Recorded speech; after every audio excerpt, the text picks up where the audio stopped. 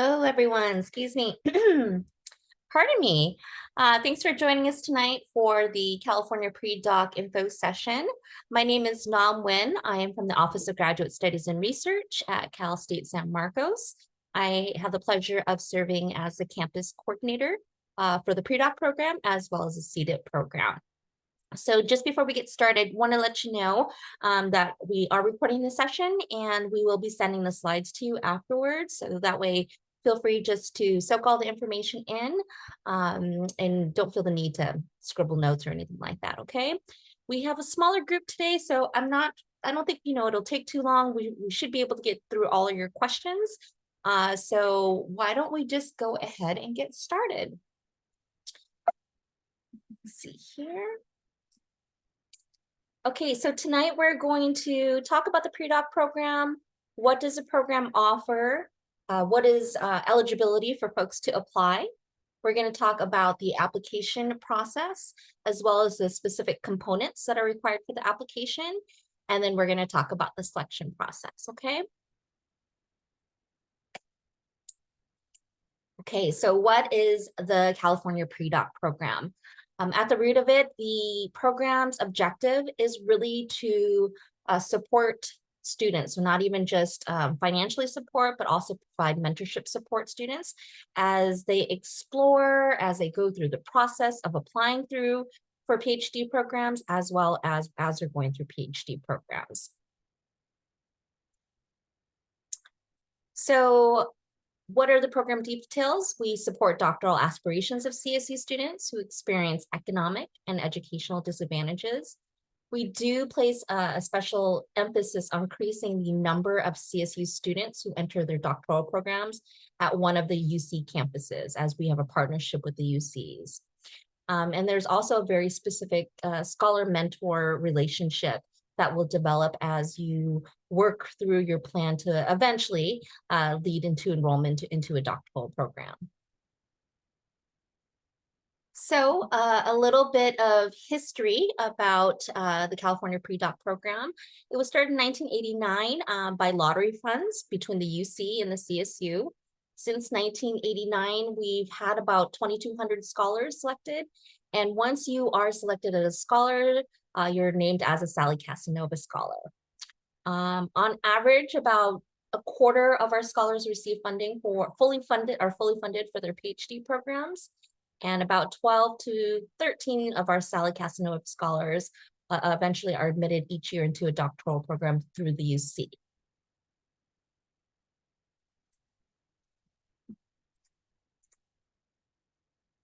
So let's talk a little bit about what the program provides. I mentioned before that it's really built on a scholar mentorship model. So scholars are going to be working closely with faculty mentors.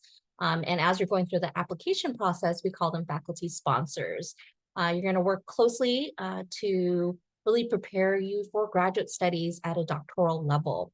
Your faculty members will help you navigate the process as you're applying to the programs, get you information about them, perhaps provide some academic career opportunities. Perhaps they'll share with you different journal subscriptions and different experiences.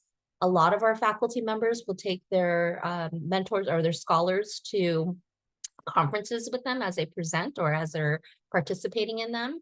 And a lot of our faculty mentors actually attend campus visits with our scholars. Just to provide that additional support level as you're trying to find which program is the right fit for you. So there is the financial support for being a Sally Casanova Scholar. Scholars are awarded $5,000 for travel funds or development funds. So the travel funds are available for you to actually go and visit campuses that you're interested in applying to.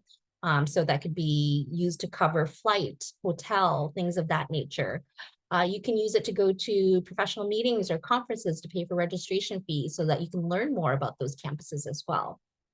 The development funds, or that category that you can use it for, is if your doctoral program that you're looking to apply to, if it has like a GRE or a GMAT requirement, you can use these funds to help enroll into a prep course to pay for it. you can use these funds to help pay for the application fees for the doctoral programs, because we know that all of this adds up. And once you become a Sally Casanova Scholar, there's also a summer research experience opportunity that you can apply for. So you can apply for the program and actually attend, go to a university in the States that's a doctoral level research institution, and spend the summer there with a faculty member. You can, in that capacity, you can attend classes, doctoral classes, you can attend meetings at that level. And really what happens is we try to match you with someone who's in your area or your discipline of interest, so that you really can get some hands-on information and hands-on experience. And what is it like to be a doctoral student on that specific campus? Or even what is it like to be a tenure track faculty at a doctoral level research institution? So let's talk about eligibility. Who can apply to be a Sally Casanova Scholar? So applicants to the program, you have to be an upper division, so a junior or senior, undergraduate student, or a master's level student. You have to be enrolled at San Marcos at least this spring 2024, as well as for at least one semester of the next academic year. So either fall 24 or spring 25. And the reason being is the awards run from July 1 to the next summer, June. So we want to make sure that you have an opportunity to use the awards at least for one semester. Each applicant will need to have a faculty sponsor from Cal State San Marcos. So that's a tenure track faculty member, again, who you'll develop that the personal relationship with, who will guide you through the process of not even just becoming a Sally Casanova Scholar, but as you explore and eventually apply and get admitted into a doctoral program. Ineligible students, unfortunately, are international students and students who are getting professional doctorates. So what we mean by that are students in law, medicine, dentistry, or pharmacy programs. So we're primarily funded for research-based doctoral programs. I will say that the award is a one-time award. So for folks who have received it in the past, you can't apply for it again. So it's just a one-time award. The application process. So we do want to make sure that you thoroughly review all of the information on our website as well as the Chancellor's website. You're going to need to secure a faculty member from Cal State San Marcos to serve as your mentor. You're going to need to complete the application and submit that application through Smartsheets by February 16th, 2024. Now, this deadline got pushed up by a week. So if you saw our previous deadline of February 24th, it's now February 16th, 2024. And that link is available on the Chancellor's website. So you'll upload your documents directly there. Now, we do recommend that once you have your application ready, that you meet with me or send me your materials so that we can review them and give you some feedback on it. Perhaps we could help shape or firm up your personal statements and responses a little bit more in detail. So again, it's not required, but we do highly recommend it.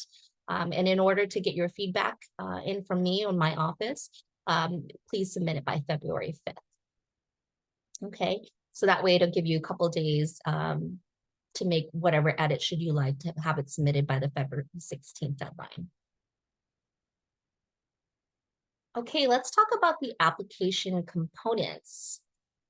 There's going to be your basic information, your general information, your personal information you'll need to list, your educational information. And then here's where you're probably going to spend a good amount of time with. And this is something that your faculty mentor can also assist you with. There's going to be 3 essays, these 3 prompts that you're going to need to respond to. Each of the responses should be about 300 to 600 words in length. And I won't go ahead and read it, but those are the responses there, okay? Or the prompts there. You're gonna need 1 letter of recommendation. That letter of recommendation is going to be from your faculty sponsor, who will eventually be your faculty mentor. And it should include things like, why do they think you'll be successful in the doctoral program? Perhaps different skills or things of note that they've seen in you. Things that what will make you likely to succeed in a program? Things of that nature is what they're going to want to include. And that's going to be on San Marcos letterhead. Now, this is something that you can work with your faculty mentor on, and this is what your student budget plan is.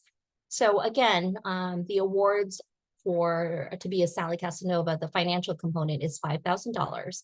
So the selection committee wants to see what is it, or what do you intend to use those $5,000 on?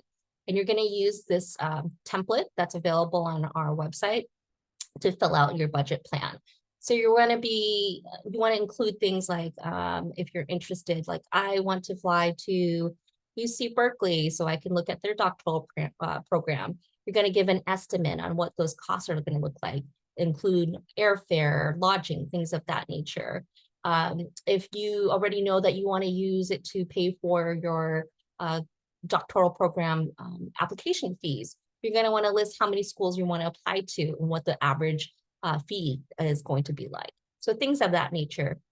You're going to want to be detailed as much as possible, but we understand that some things might change. Maybe after a visit, you won't apply to that program, but just try to keep it as detailed as possible. Okay. When it comes to transcripts, you're going to need to submit one copy of either unofficial or official of your undergraduate transcripts. So if you're an undergrad right now, that's just your San Marcos transcripts. If you're a grad student right now, you're going to need to submit both your undergraduate transcripts and a copy of your current graduate transcripts.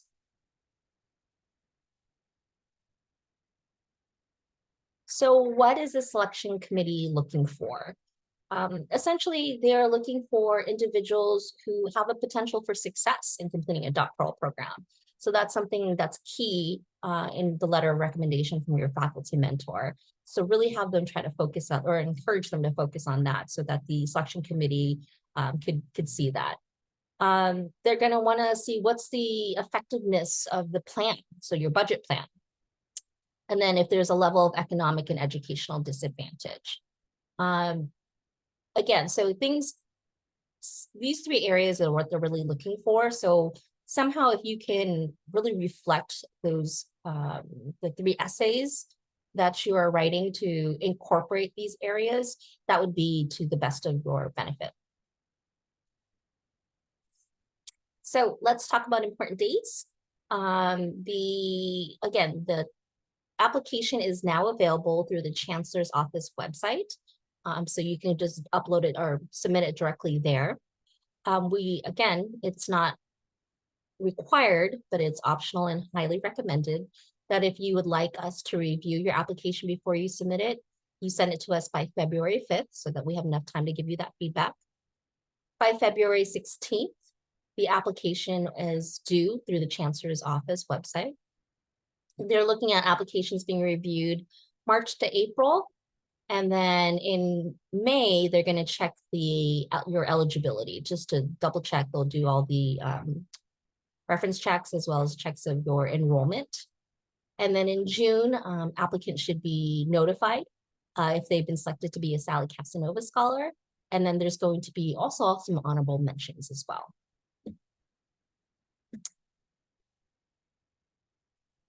Okay, so here is my contact information right here that you can send me an email to or if you have any questions. I'm going to go ahead and stop recording right now so that we can take some questions from you all, okay?